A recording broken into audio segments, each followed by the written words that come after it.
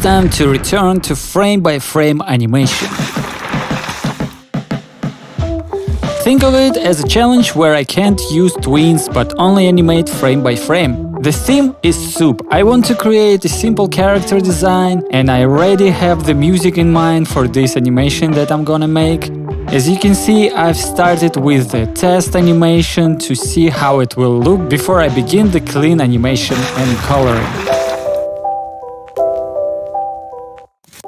To be honest, it's been just a month or so since I made my last frame-by-frame animation, and I missed it so much. Sometimes it's just easier to work frame by frame than using a rig for animation. Yes, it is time-consuming, but there is something special about it. The imperfections, wobbly lines, and the changing frames make it feel more alive.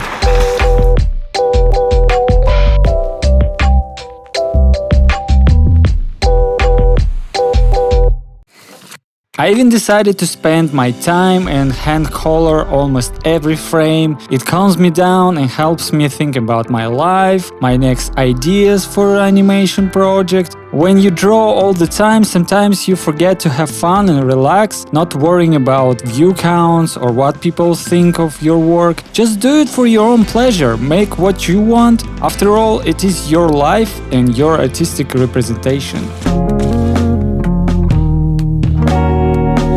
I was definitely aiming for Instagram on this one, ensuring my character is in the middle of the shot for a reel or short format upload.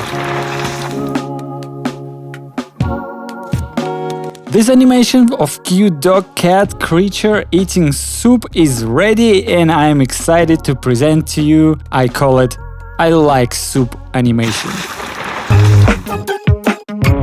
Soup. I like soup. I like soup. I like soup. I like soup. I like